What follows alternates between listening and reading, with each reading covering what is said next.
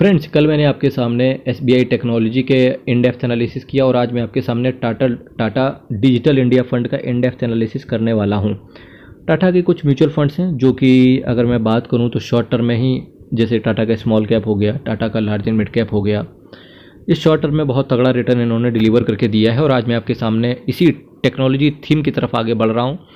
और जो technology theme में फ़िलहाल अगर मैं 5 साल की बात करूं तो सबसे तगड़े जिस म्यूचुअल फंड ने रिटर्न दिया है उसका नाम है टाटा का डिजिटल इंडिया फंड। और ये टॉप 10 कैटेगरी में बात करें तो टॉप की पोजीशन बना के रखा हुआ है, यानी कि टॉप 1 पर है ये।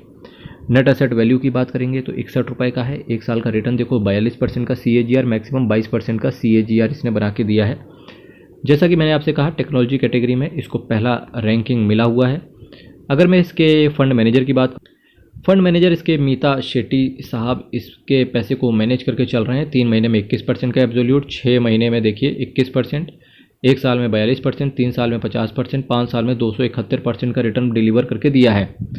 हमेशा आप याद रखना कि जो कैटेगरी वाइज्ड म्यूचुअल फंड होते हैं, जैसे कि small cap, mid cap, large cap, flexi cap, hybrid, multi cap, उससे ज़्यादा आपका जो रिस्क रहता है वो रहता है आपका थीम बेस्ड कैटेगरी के अंदर जो म्यूचुअल फंड्स होते हैं। थीम क्या होती है? जैसे टेक्नोलॉजी थीम हो गया जिसकी चर्चा अभी चल रही है, कमोडिटी थीम हो गई, ठीक है, जैसे पावर सेक्टर की थीम हो गई, PSU थीम हो गई। क्योंकि थीम क्या होता है, हमेशा वर्क नहीं करती है। जब गवर्नमेंट की पॉलिसी किसी थीम को लेकर के आ जाती है, वो थीम कुछ समय के लिए अच्छा परफॉर्मेंस दे देती है, तो इस वजह से रिस्क आपका बहुत ज़्यादा रहता है। ये आपको कंसिडर करके चलना चाहिए। टाटा डिजिटल इंडिया फंड की बात करेंगे तो 12,040 करोड़ का इसका असेट साइज है।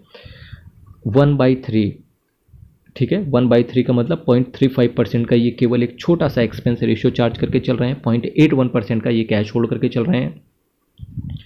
जो बेंचमार्क होता है किसी भी म्यूचुअल फंड से रिलेटेड बहुत इंपॉर्टेंट रहता है। बेंचमार्क 2 ही हैं आपके, अगर ठीक से बात करें, एक TRI, एक PRI। PRI ज़्यादा चलन में नहीं है, TRI आपका ज़्यादा चलन में, क्योंकि TRI के अंदर डिविडेंड भी आपका कंसीडर किया जाता है। निफ्टी IT TRI को ये बेंचमार्क की तरह फॉलो करते हैं। प्लान आपका ग्रोथ है। 30 दिन का इन्होंने एग्जिट लोड दिया है। एग्जिट लोड आपको हमेशा के लिए चार्ज नहीं किया जाता है।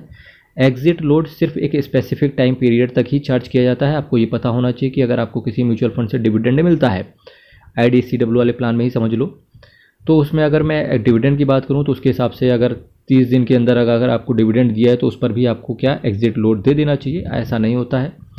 एग्जिट लोड सिर्फ आपका ओरिजिनल यूनिट्स पर ही पड़ता है। 30 दिन के अंदर निकलोगे तो 1/4.25% का आपसे एग्जिट लोड अलग से पड़ेगा। टाटा डिजिटल की बात करेंगे तो इन्होंने 78% टेक्नोलॉजी सेक्टर के अंदर पैसे को डाल रखा है। सर्विसेज के अंदर 13%, कैपिटल गुड्स के अंदर 3%, कम्युनिकेशन के अंदर 2% और अदर्स के अंदर 1.78%। किस शेयर के अंदर सबसे ज़्यादा स्टेक लिया है? तो कल भी मैंने आपसे देखा SBI टेक्नोलॉजी का। SBI टेक्नोलॉजी ने भी सबसे बड़ा स्टेक इन्फोसिस के अंदर डाला हुआ है और टाटा डिजिटल इंडिया फंड ने भी सबसे बड़ा स्टेक इन्फोसिस के अंदर डाला हुआ है। इसके बाद TCS, tech Mahindra, SCL tech, LTI Mindtree, Zomato, Wipro, Persistent system, Mphasis, Cyient, Sonata software, first source solution, Bharti Airtel, PB fintech, ABB India, Newgen software, Zensar technology, Siemens, Birlasoft, Info Edge आपका जोमेटो का ही एक तरीके से पार्टनर है, आप ये समझिए।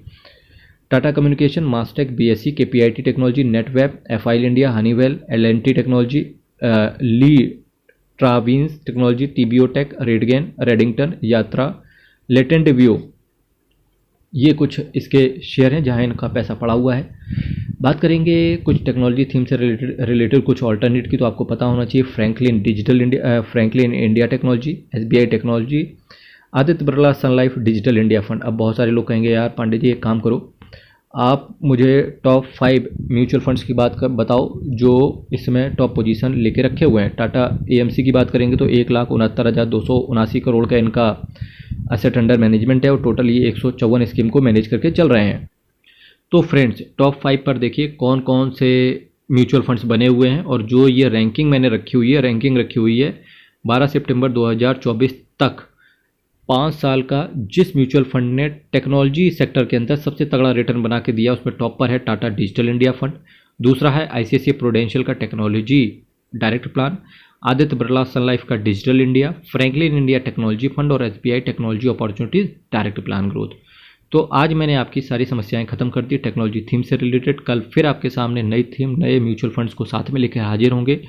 कोई डाउट हो तो कमेंट कीजिएगा इनकम टैक्स के रिगार्डिंग, अगर आपका जो ITR है वो डिफेक्टिव हो गया हो, किसी भी रिगार्डिंग, इनकम टैक्स हो, GST के रिगार्डिंग कोई आपको हेल्प चाहिए तो दिए गए व्हाट्सएप नंबर पर अधिक जानकारी आप प्राप्त कर सकते हो। चैनल को सब्सक्राइब कीजिएगा, वीडियो को लाइक कीजिएगा।